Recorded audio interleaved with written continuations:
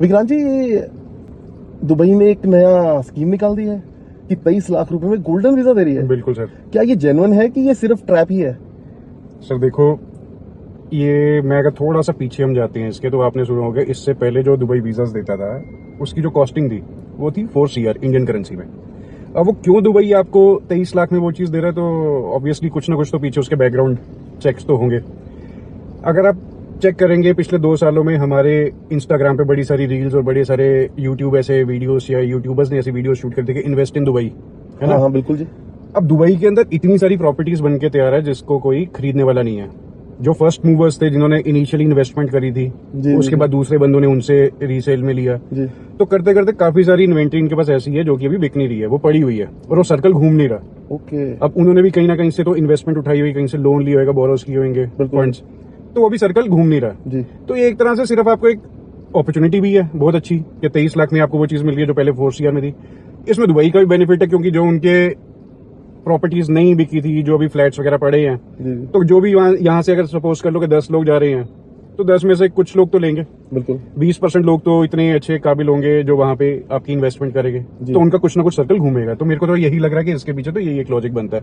ये ऐसा कुछ तो नहीं है विक्रांत जी जैसे चाइना में हुआ था कि वहां पे भी प्रॉपर्टी बूम हुआ था और वो बबल फट गया था, तो सारी वो वहां पे अभी हम देखते हैं वहां पे तो वो प्रॉपर्टीज बिल्कुल वीरान पड़ी हैं, कोई नहीं रहता वहां पे। ऐसा तो नहीं कि दुबई भी इसी सिचुएशन में आने वाला है? देखिए, मतलब डिमांड और सप्लाई का फंड है जी। जी। पहले आपने देखा कुछ साल पहले आप गाड़ी लेने जाते थे, आपको इजी डिलीवरी मिल जाती थी। जी। आप गाड़ी बुक कराते थे तो कहते थे गाड़ी खड़ी हुई है, सेम डे डिलीवरी ले जाओ। Right right. अब आप सारे ब्रांच से मूव कर लिए, जैसे ही एक पर्टिकुलर सेट ऑफ ऑर्डर्स आ जाते हैं उनके पास, वो तब मैन्युफैक्चरिंग करते हैं, तब ऑर्डर प्लेस करते हैं और आपको 3-4 महीने का टाइम दे देते हैं कि आपकी गाड़ी 3-4 महीने में मिलेगी। फ्लैट्स में क्या हुआ है नहीं, अगर आप पिछले 5-6 साल में देख रहे हो, कोविड में वर्क फ्रॉम कल्चर मिला लोगों को, सैलरीज जैसे घर पे बैठ के आई तो हर एक के पास अपना कैश बेस अच्छा बन गया जी। तो उन लोगों ने कैश लगाना था, पहले शेयर में लगाया, शेयर मार्केट थोड़ी रिस्की है तो हर एक बंदे ने प्रॉपर्टी में इन्वेस्ट करना शुरू कर लिया फॉर कह लो कि जल्दी रिटायरमेंट प्लान कह लो, उसके लिए लोगों ने प्लानिंग करनी शुरू कर दी। जी जी। सेम अगर आप देखते हो कि चाइना में जो था कि 2021 में ये चीज का लॉस हुआ था, 2021 में काफी सारी उन्होंने प्रॉपर्टीज को डिस्ट्रॉय किया था डिमांड और सप्लाई को बैलेंस करने में लिए। आप यूट्यूब पे काफी वीडियोस आप चेक भी कर सकते हैं। सेकेंडली, इस वक्त आप कनाडा का भी अगर एग्जांपल ले तो कनाडा में भी 25-35% जो रेट्स हैं प्रॉपर्टी के वो गिर रहे हैं और डिमांड कम हो रही है। ओके।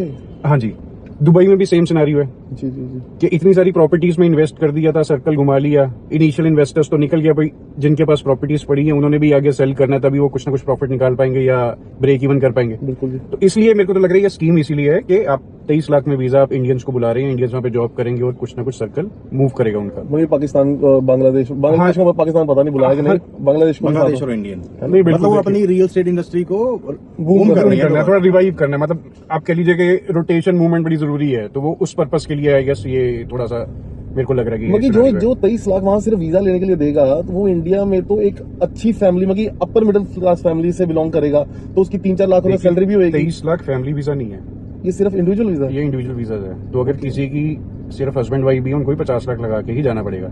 ओके।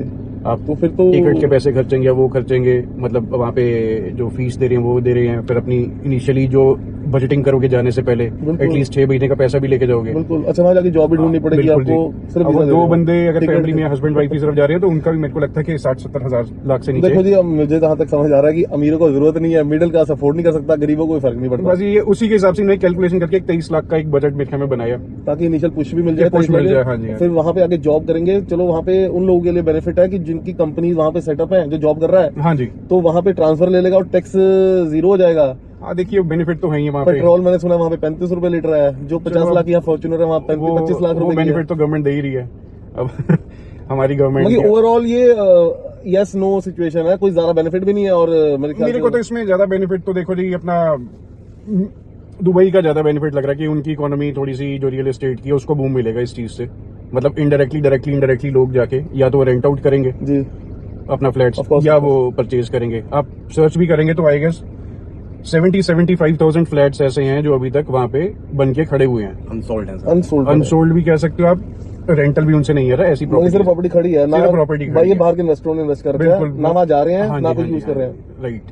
मैंने ना कुछ दिन पहले ना एक आर्टिकल पढ़ा था, मैं रेफरेंस में बता भी दूंगा आपको। हाँ जी।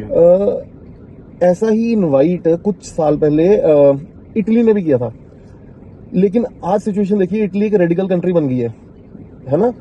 कि वहां पे आप अदर रिलीजन को, आपको अभी देखो जो वॉर हुई थी हमारे साथ, तो इटली सपोर्ट कर रहा था पाकिस्तान को सबसे ज्यादा। तो अगर इंडियन वहां जाके रहता तो मुझे नहीं पता वो उतना जितना फ्रीली इंडिया में रह रहा है कि वहां भी उतना फ्रीली रह पाता। तो देखिए, सारी तो- इन्वेस्टमेंट लाइफ की भी कर देता, और बाद में ना वो जो भी है हिंदुस्तान में आज हम खुल के तो रह रहे हैं। देखिए वो तो अभी थोड़ा सा टॉपिक हम डिफरेंट उससे चले गए हैं, बट अगर आप देखेंगे कि नहीं, मेरा सवाल तो ये था हाँ जी, कि हाँ कल जी। को ऐसा ना हो कि दुबई भी वो रेडिकल कंट्री बन जाए, क्योंकि आपको पता ही है कि ऐसा ना हो कि सारी इन्वेस्टमेंट करके एक बंदा, जैसे जो हमारे व्यूज है, हाँ, हो सकता ठीक है पॉसिबिलिटी, अब कुछ नहीं कह सकते कि फ्यूचर में क्या होगा। आजकल तो इतना अनप्रेडिक्टेबल हो गया कोविड के बाद से, तो मतलब हर चीजें आप कुछ लॉन्ग टर्म तो सोच ही नहीं पा रहे हैं। तो मतलब कि बंदा अपने रिस्क पे ही जाए। हाँ जी, हाँ है जी, ना? मतलब अगर उनको लग रहा है बेनिफिट है यहाँ पे, अगर एक आप मेट्रो में रह रहे हैं दिल्ली मुंबई साइड में, वहां पे भी अगर आप जॉब कर रहे हैं, आपको कुछ ना कुछ वहां पे इन्वेस्टमेंट करेंगे अपने, तो उससे मतलब आफ्टर ऑल ये हमारा पर्सनली मैं तो ये कहूंगा कि R&D करके अपने सारे लूप होल्स देख के क्या बेनिफिट हो रहा है क्या नहीं हो रहा, उसके बाद डिसीजन आप ले सकते हैं। लेकिन ठीक है, म्यूचुअल बेनिफिट तो दोनों के लिए हैं, मतलब कि दुबई के लिए भी हैं और जो सिटीजन मतलब जाना कि चाहते जैसे हैं फॉर उनके लिए एग्जांपल कि मुंबई में एक बंदा 1-2 करोड़ का फ्लैट लेने हाँ वाला जी, था, बिल्कुल। अब वो 23 लाख रुपए देके 1-1.5 करोड़ वहां इन्वेस्ट कर दे, और 20 साल बाद जब उसका बच्चा वहां पे रहे तो वो रेडिकल कंट्री बन जाए, तो ना बंदा वहां का रहेगा और ना हिंदुस्तान का भी। रहेगा। देखिए अब इसमें तो तो मतलब ये सिर्फ एक थॉट है, thought क्योंकि है हमने जी। जो एक पीछे पैटर्न देखा, सारी ईरान का हाल देख लो, पहले बड़ी ओपन कंट्री हुई, राइट। फिर उनका वही हाल हुआ, फिर इटली ऐसा आया, उसका भी वही हाल हुआ। तो चलो ठीक है, बाकी हर इंडिविजुअल की अपनी अपनी चॉइस है। अपनी अंडरस्टैंडिंग है, बस ठीक ये है कि विक्रांत जी, थोड़ा है सा ना? R&D करके। थैंक यू सो मच, आपने हमें इतना वक्त दिया, और नहीं, शुक्रिया हमें जी, सर गाइडेंस मिली। जो हमारे व्यूज के सवाल थे वो कमेंट्स में हमें बता देंगे। नहीं, ठीक है बिल्कुल सर, धन्यवाद सर। धन्यवाद।